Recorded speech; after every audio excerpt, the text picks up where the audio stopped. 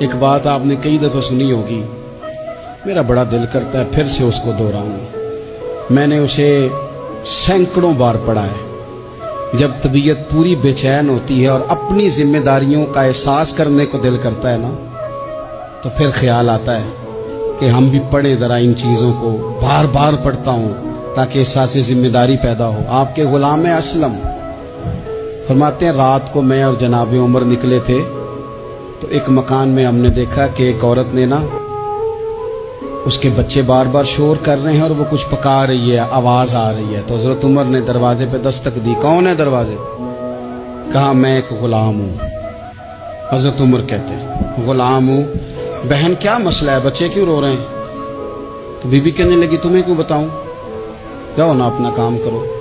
حضرت عمر نے اصرار کیا تو تلخ لہجے میں، جس سے غصہ نہیں کر جاتے حکمران، councillor, chairman, M P M N A ناراض نہیں ہو جاتے، اس تلخ لہجے میں بی بی کہنے لگی دعا کرو اللہ میرے اور عمر کے درمیان قیامت میں فیصلہ کرے۔ کیسا حکمران ہے کہ اس کی حکومت میں میرے بچے بھوکے سوتے ہیں؟ یہ میں نے پانی میں روڑے ڈال کے چڑھائے ہیں، لیکن یہ پیٹ کی بھوک یہ بڑی ڈاڈی ہوتی ہے، یہ نیند بھی نہیں آنے دیتی۔ خیال تھا رو دو کے سو جائیں گے، پر سو بھی نہیں رہے۔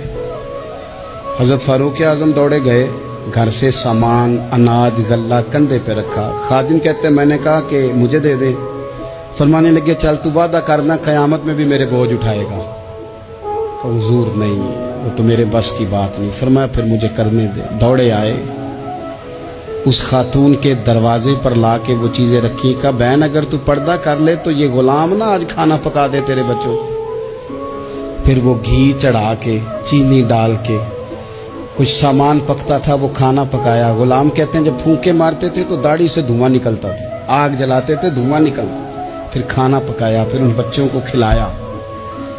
پھر حضرت عمر فاروق رضی اللہ تعالیٰ عنہ نا تھوڑے پیچھے بیٹھ گئے تو بچوں کے ساتھ اس طرح کی باتیں کرنے لگے کہ وہ ہنس پڑے۔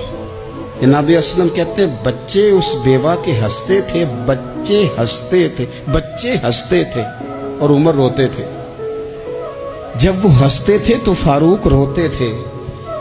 پھر وہ بچے آہستہ آہستہ لیٹنے لگے، اور جب وہ سونے کی طرف بڑھنے لگے تو حضرت عمر کہنے لگے بہن میں جاؤں؟ کہنے لگی رب تیرا بھلا کرے، میرا کلیجہ پھٹ جاتا اگر میرے بچوں کو آج شام بھی روٹی نہ ملتی۔ تو سیدنا فاروق اعظم رضی اللہ تعالیٰ عنہ کہنے لگے پھر تو میرے لیے دعا کرے گی؟ کہنے لگی میں دعا کرتی ہوں اللہ عمر کی جگہ تیرے جیسا کو نیک آدمی بٹھا دے۔ تو حضرت عمر کہنے لگے ایک چھوٹی سی گزارش بھی مان لو گی؟ کا کیا؟ فرمانے لگے کوئی یہ میری خدمت اگر پسند آئی ہے تو عمر کو معاف نہیں کر دیتی؟ غلطی ہو گئی، اسے پتہ نہیں تھا۔ اپنے منہ سے کہنے لگے سیاںا بھی نہیں، باشعور بھی نہیں، اسے چاہیے تھا خلافت کی ذمہ داریاں نہ لیتا۔ لیکن حضرت صدیق نے کہا تو وہ مان گیا، لیکن بہن میں اسے جانتا ہوں، بزدل بڑا ہے، کمزور بڑا ہے، ضعیف بڑا ہے، اگر تو قیامت میں اس کی شکایت لگائے گی تو بڑا کمزور پڑ گا۔